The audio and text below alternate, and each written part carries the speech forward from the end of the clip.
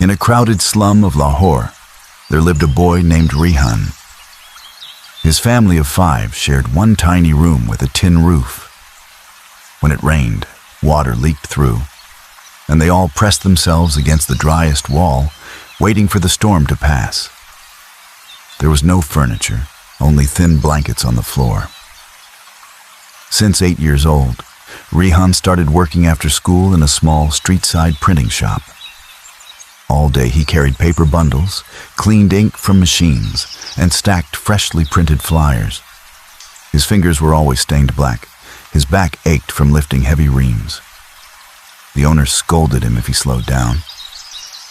Many nights, Rehan fell asleep thinking, "Will I be stuck like this forever?" But inside, he carried a quiet dream.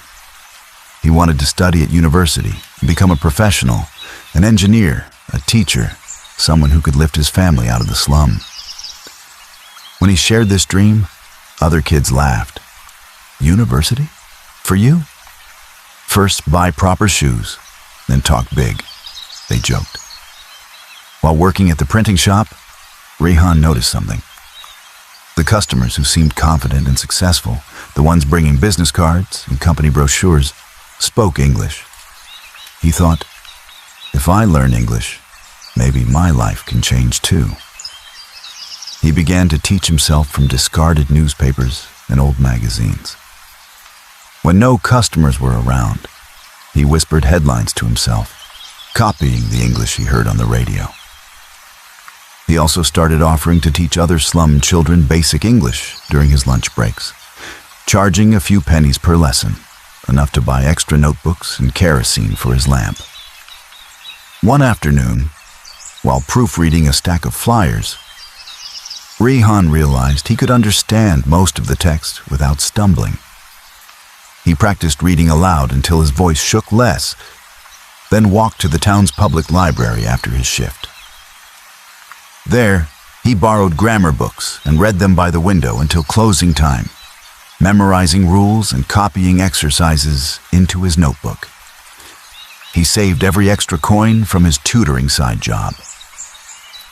When scholarship applications opened for the regional university, he spent weeks preparing, solving past papers under dim light, writing essays about his dream to educate slum children. His scores were high enough to earn a partial merit-based scholarship. He combined it with his savings and continued working mornings at the printing shop while attending classes.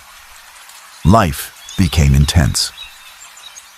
Rehan woke at 5:30 a.m., attended university all day, then returned to the printing shop until late night.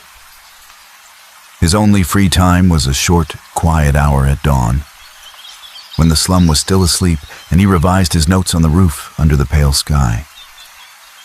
Many times he wanted to quit, but he remembered the workshop, the dust, the pain in his fingers, and he kept going. Years later, Rehan graduated at the top of his class and became a successful software engineer in a major tech company. Instead of wasting his salary on fancy clothes and parties, he quietly sponsored scholarships for children from slums, paying their school fees and sending boxes of books and laptops to the neighborhoods where he grew up. Standing once again in those narrow lanes, watching children carry school bags instead of stone or paper bundles, he realized the real miracle. Not just that he escaped the slum, but that his journey opened a path for many others. Subscribe and join us for more stories that remind you to never give up.